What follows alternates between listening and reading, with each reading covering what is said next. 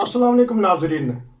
रोशन TV international की कोशिश होती है कि पूरी दुनिया से ऐसे लोगों से मुतारफ़ करवाया जाए जो अच्छा बोलते हैं। आज ही अभी कुछ चंद मिनट पहले कहना चाहिए, एक दोस्त से अलैक सलैक हुई तो जब महसूस हुआ कि ये अच्छा बोल सकते हैं तो मैंने सोचा कि चले इनसे कोई तबसरा लेते हैं, कोई मुल्की हालात पे। अगर मौका मिला तो बैन अवी हालात पे भी इनसे गुफ्तगू करेंगे। ये हमारे साथ हैं जर्मनी से MR। अस्सलाम वालेकुम। वालेकुम सलाम रहमतुल्लाह। ठीक ठाक हैं आप? अल्लाह का शुक्र है जी, अल्हम्दुलिल्लाह। चलें जी, पाकिस्तानी हालात पे जब सियासी हालात देखते हैं, क्योंकि हमारा ताल्लुक पाकिस्तान से है, तो यकीनन दुख होता है, अफसोस होता है। तो किन नज़रे से देखते हैं आजकल पाकिस्तानी हालात को, सियासी और मुआशी तौर पे, और जो जराइम बढ़ते जा रहे हैं, इस बारे में कुछ बताइएगा। असल में अगर हम सियासी हालात देखें और मजहबी हालात देखें, दोनों को अगर हम जब देखते हैं तो इन्होंने सियासत और मजहब मजहब को दोनों को मिक्स कर दिया हुआ है। ठीक। और जब सियासत और मजहब को मिक्स कर दिया जाए, गुड़मुड़ कर दिया जाए, तो फिर उसको चूरन इसी तरह ही निकलता है जी। जो आजकल पाकिस्तान की सियासत में निकल रहा है। ये चूरन है। अच्छा, तो ये और इस चूरन को जब सुप्रीम कोर्ट में ले जाया जाता है तो सुप्रीम कोर्ट भी कहती है कि जाएं अपने तो मामलात पार्लियामेंट में करें। तो इमरान खान साहब तो पार्लियामेंट से भागे हुए हैं, तो किसने करने हैं दुरुस्त हालात? देखिए, बात ये है कि अदालतें तो अगर काम करती जी। या अदालतों के अंदर सही मुंसिफ बैठे होते जी। तो फिर ये नौबत क्यों पहुंचती। अच्छा। अफजल सईद साहब अगर दामाद हो किसी चीफ जस्टिस का, अच्छा। और वहां पे रात के 12 बजे अदालत खुल जाए जी। और दरखास्त ले ली जाए, जी। और एक फरीक को 3 महीने से उनकी दरखास्त लगे ही ना, जी। 1 घंटों में लग जाए और फैसला भी हो जाए। जी। तो नहीं। और मुल्की तारीख में मैंने पहली दफा देखा है पंचायती फैसला। अच्छा। परवेज इलाही का जो पंचायती फैसला हुआ है अदालती वजीर आला का, ये मैंने पहली दफा देखा है। तो आप उंगली उठा रहे हैं हमारे अदालती निज़ाम पे, कोई कानून ऐसा नहीं है कि जो मजबूत हो? अगर सर जी कानून मजबूत होता जी।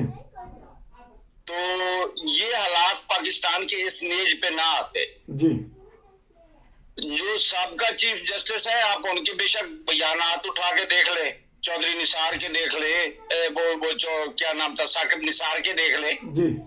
उससे पहले वो दूसरे चीफ जस्टिस साहबान के देख ले, इफ्तिखार जो चौधरी इफ्तिखार था उसी के देख ले। ठीक। तो इस नेज पे पहुंचाने वाले यही अदालती निजाम है।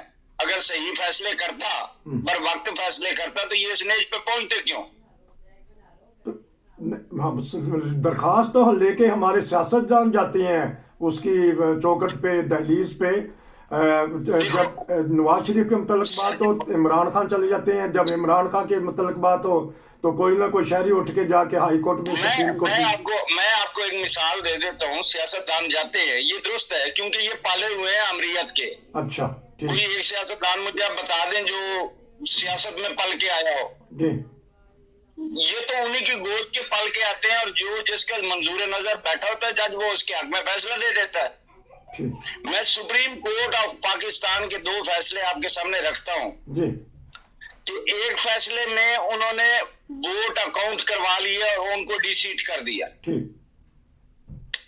दूसरे में, और उन्होंने उसी फैसले में लिखा था कि ये पार्टी सदर का हक है कि वो उनको आर्डर दे कि किसको वोट करना है। और दूसरे में उन्होंने कहा कि नहीं जी, ये तो वो जो पार्लिमानी लीडर होगा वो फैसला करेगा। तो पार्टी का सदर कहाँ गया भाई? मतलब एक ही सुप्रीम कोर्ट के 2 फैसले और एक ही वक्त में दे दिए। सुप्रीम कोर्ट का जब हुआ तो वो 5 के 7 जो नायल हो गए थे, आपको याद होगा। और जब उसी में पंजाब असेंबली का हुआ तो चौधरी शुजात का खत जो है वो रिजेक्ट कर दिया गया और परवेज इलाही को वोट दिलवा दिए थे। तो ये सारी मंजूर नजर सियासतदान है। और मोहतरम इमरान खान साहब तो ये तो वैसे ही पले हुए हैं गोद के, आपको पता है किस जमाने के हैं, जमात इस्लामी के और अमीद गोल और ये सारे इनके पले हुए। और एक जमाने में ये गया था वो उसके पास जो ईदी साहब थे, जी आपको याद होगा कि बहुत सारे लोगों ने कहा जी वो फाख्ता उड़ गई, अमन की फाख्ता उड़ गई, याद है आपको? तो जी जी। उसके पास ये गया था कि तुम सदर बन जाओ, मैं वजीर आजम बन जाता हूँ। हमीद गुल लेके गया था। और अगर आप पिछले अदालती निजाम को आप देख लें, मैंने उंगली उठाई है, तो एक फरीक का 90 दिन का रिमांड मिल जाता है, जिस्मानी रिमांड। ठीक। अदालतों पे पेश ही नहीं होते, ये पेश होते हैं तो 90 दिन का रिमांड दे दिया जाता है, और 1 का 2 दिन के बाद उनको जमानतें मिल जाती हैं। ठीक। आपने अदालती निज़ाम पे तो उंगली उठाई, तो लेकिन महंगाई के बारे में बताइएगा। ये 13 पार्टियां आ गई हैं, 8-9 महीने से हम देख रहे हैं कि मुल्क ऐसा ऐसा नीचे को जा रहा है और अवाम पिस गई है, तो इसका जिम्मेदार कौन है? ये मैं बताता हूँ जी, ये जिम्मेदार तो सबका हुकूमत है, कोई 4 या 5 महीने की तो ये बात नहीं है। ठीक। अगर आप मोहतरम हजरत इमरान साहब को देख लें, तो उसी ने फरमाया था कि मैं IMF के पास गया तो मैं इससे बेहतर है कि फांसी चढ़ जाऊंगा, फांसी तो ना चढ़ा। जी। ये मुआहदा उसका असल इस हुकूमत की नाकामी है कि ये उस मुआहदे को अवाम के सामने रखे जो इसने किया था IMF से। ठीक। अब 2 हुकूमतें इसकी थी, KP की और पंजाब की, जिन्होंने अमल दरामद ही नहीं किया और मुल्क के हाल में पहुंच गया। ये क्यों नहीं कोई बताता? ठीक। कि 4 इकाइयां हैं मुल्क की, जिसमें से 2 अमल दरामद करने से इतराज कर रही हैं, या खत लिख रही हैं कि भाई हमने आपके जो प्रोग्राम दे रहे हैं उस पर हमने अमल नहीं करना। जी जी। तो वफाक तो नाम कराया गया है जी, आप उसमें आप जो मर्जी कह ले, आप इस हुकूमत को बदनामी इसके साथ चढ़नी है, क्योंकि 6-7 महीने में तो आप किसी भी आप तजिया निगार से ले लें तो वो कोई नहीं कहेगा कि ये हुकूमत जिम्मेदार है। तो ये भी बताइएगा, आपने दोनों असम्बलियों का जिक्र किया है, तो ये इन्होंने तोड़ के क्या गलती नहीं की? सारे लोग कहते हैं कि अगर सब्र से करते। इमरान खान का इंतहाई बेवकूफाना अमल था ये। 2 हुकूमतें इसके पास थी, उसमें ठीक ठाक ये अपने लेके बैठा हुआ था हर चीज, और उनको तंग भी कर रहा था। अब वही हुकूमतें तोड़ के वो जो निगरान सेटअप आया है वो उनके साथ मिल गया है, और वो इंतखाबात अभी मैं देख रहा था जो डिजिटल सिस्टम पे ले जा रहे हैं। अच्छा। तो ये तो 6-7 महीने के लिए ऑलरेडी मौखर हो गए। इसको क्या मिला?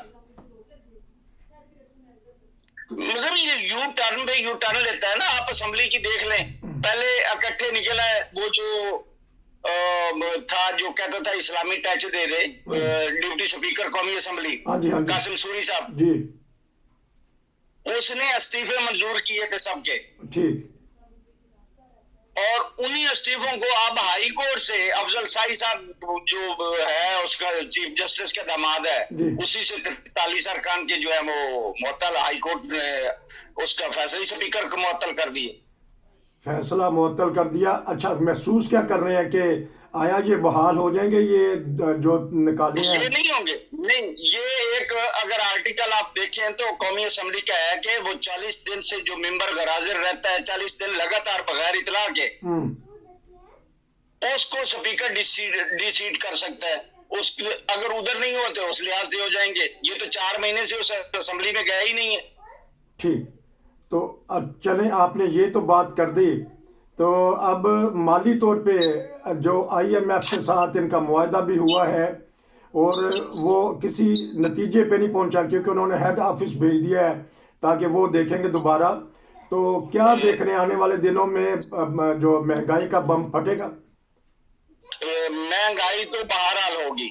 अच्छा। और इसके खिलाफ आवाम सड़कों पे भी नहीं आएगी। अच्छा। और एक चीज जो मेरा अपना है, मैं काफी सारे वो सुना है, अल्लाह बेहतर जानता है कि मैं इसमें दुरुस्त ना हूँ, मुमकिन है पाकिस्तान डिफॉल्ट नहीं करेगा। अच्छा। हाँ जी, ये बहरहाल एक उम्मीद है और ये लेके निकलेंगे जिस हिसाब से बैठे 11 या 12 पार्टियों को अगर इन्होंने बिठाया है तो ये भी अंदरूनी खाना तो एक नहीं है ना। ठीक। ये आपको अगर आप तारीख देख लें इन दोनों की, पीपल पार्टी की और मुस्लिम लीग नून की, फजल रहमान की, वो ANP है, दूसरी तीसरी पार्टियां छोटी हैं, तो आप उनकी तारीख देख लें, अंदर से तो एक नहीं है, लेकिन ये अब बैठे हैं एक किसी चीज पे तो बैठे हुए हैं ना। ठीक। अच्छा, अब ये सियासतदान आपस में लड़ रहे हैं, तो बताइएगा कि जराइम में इजाफा हो रहा है पाकिस्तान में, ख़ास तौर पे जो इस्लामाबाद वाक़या हुआ बच्ची के साथ, वो हो गया, 3-4 और वाक़े हैं, हमने उसके ऊपर प्रोग्राम भी किया है।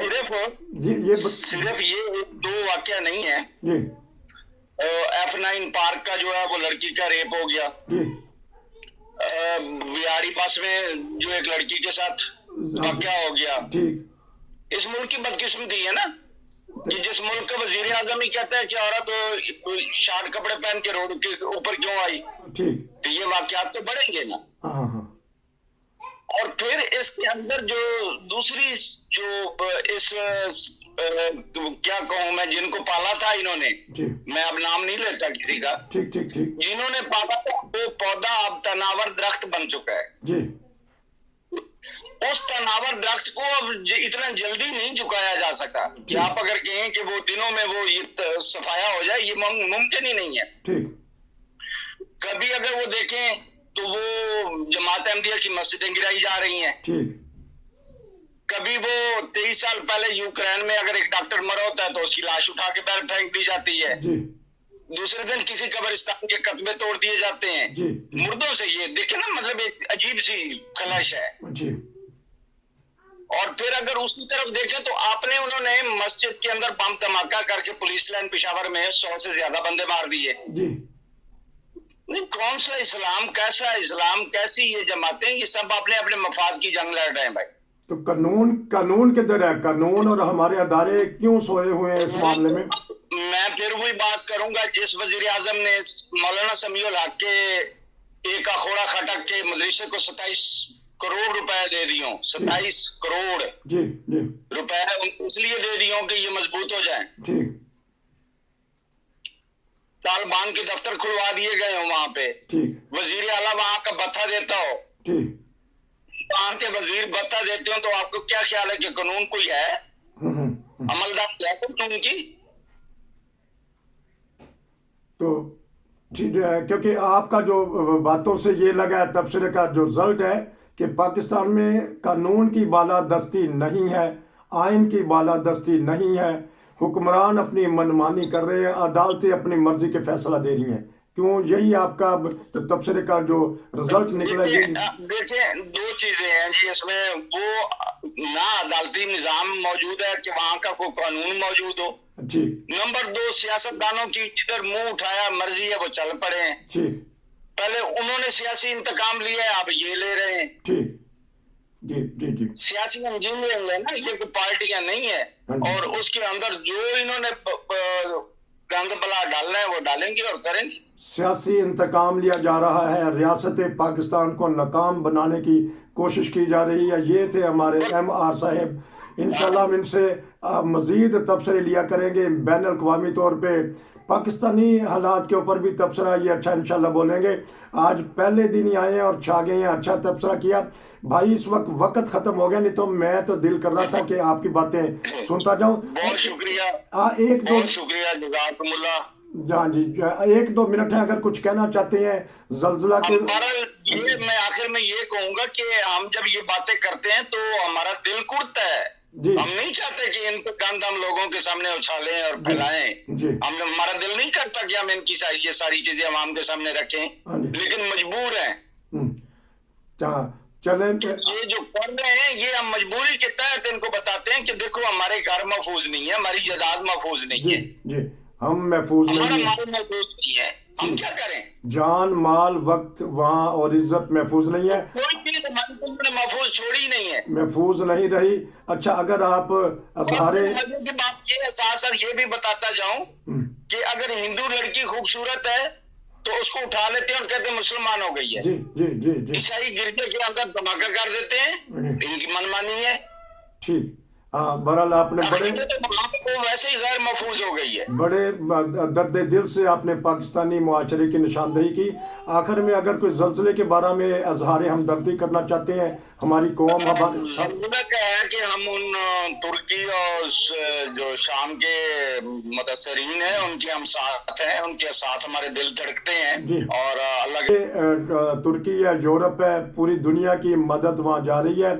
आपका बहुत शुक्रिया कि आपने एक मिला जुला तबसरा किया। इंशाल्लाह हम आपसे दोबारा मिलेंगे। ये थे नाजरीन हमारे साथ एक बहुत नए तबसरा करने वाले। हाँ जी, बहुत शुक्रिया, जज़ाकुमुल्लाह व अहसनल जज़ा। तमाम नाजरीन को मेरी तरफ से अस्सलाम वालेकुम। वालेकुम सलाम व रहमतुल्लाह। नसीर को इजाज़त दीजिए। अस्सलाम वालेकुम।